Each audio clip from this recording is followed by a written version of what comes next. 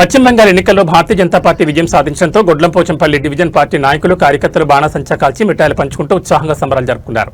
ఈ సందర్భంగా నాయకులు మాట్లాడుతూ పశ్చిమ బెంగాల్లో సాధించిన విజయం దేశవ్యాప్తంగా పార్టీకి మరింత బలం చేకూర్చిందని అన్నారు. ప్రజల తీర్పును గౌరవిస్తూ బెంగాల్ రాష్ట్రాన్ని అన్ని రంగాల్లో బీజేపీ ప్రభుత్వం అభివృద్ధి చేస్తుందన్నారు. రానున్న రోజుల్లో తెలంగాణలో కూడా భాజపా అధికారంలోకి వచ్చి కాషాయ జెండా ఎగరవేస్తామని ధీమా వ్యక్తం చేశారు.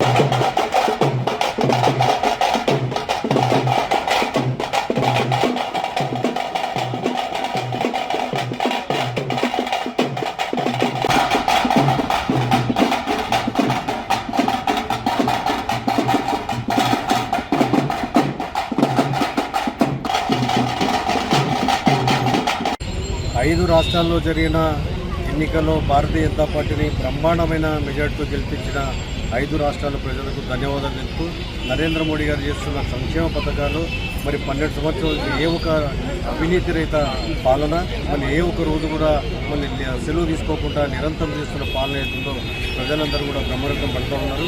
మరి తెలంగాణలో కూడా రాబోయే కాలం అంతా కూడా తెలంగాణ ప్రజలందరూ కోరుకుంటూ ఉన్నారు. ఇక్కడ కూడా భారతీయ జనతా పార్టీ అధికారంలో రావాలి, ఆ దిశగా కార్యకర్తలందరూ కూడా పనిచేసి తెలంగాణలో అధికారం వచ్చే దిశగా ప్రయత్నం చేస్తారని చెప్పి ఈ 5 రాష్ట్రాలు జరిగిన ఎన్నికలు ఏవైతే పూర్తి తీసుకొని ఆ దిశగా పనిచేయాలని చెప్పేసి కార్యకర్తలు విజ్ఞప్తి చేస్తారు. భరతమాత ముద్దుబిడ్డ భారతీయ జనతా పార్టీ ఫౌండర్ అయినటువంటి పెద్దలు డాక్టర్ శ్యామాప్రసాద్ ముఖర్జీ గారు పుట్టినటువంటి నేల, మహాత్మా వివేకానందుడు నడయాడినటువంటి నేల, ఈరోజు కాషాయ జెండలతో ఆ ప్రాంతమంతా కూడా రెపరెపలాడుతున్నటువంటి దృశ్యాన్ని చూస్తూ ఉంటే చాలా సంతోషకరంగా ఉంది. తమ యొక్క గోడును వెళ్ళబుచ్చుకోలేనటువంటి తమకు కావాల్సినటువంటి అవసరాలను కూడా స్వచ్ఛందంగా భయంతో చెప్పుకునేటువంటి పరిస్థితిని ఆ ప్రాంతంలో పరిపాలించినటువంటి నాయకత్వం అంతా కూడా గతంలో నిర్మాణం చేసిన పరిస్థితిని మనం చూసాం.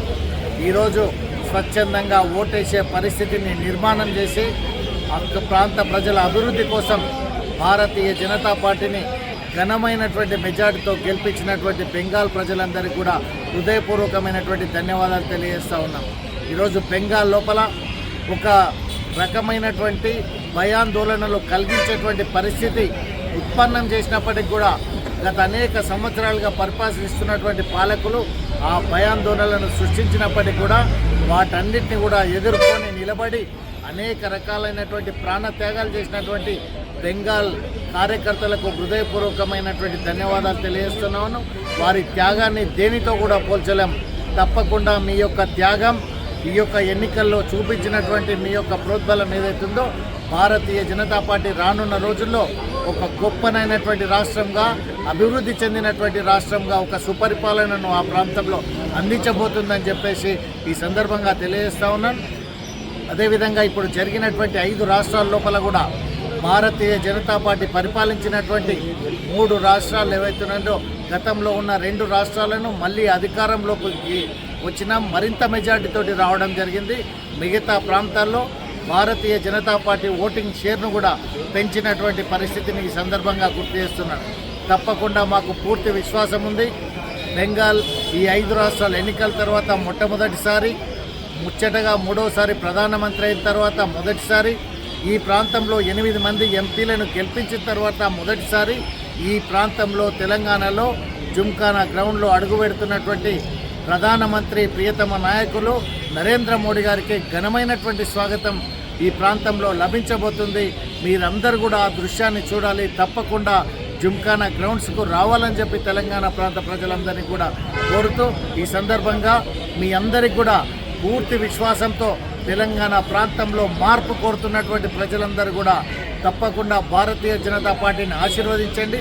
ఈ తెలంగాణను అప్పుల తెలంగాణ నుండి, కమిషన్ల తెలంగాణ నుండి, ఈ అవినీతి పరిపాలన నుంచి విముక్తి చేసే బాధ్యత భారతీయ జనతా పార్టీ తీసుకుంటుందని చెప్పి ఈ సందర్భంగా తెలియజేస్తా ఉన్నాను.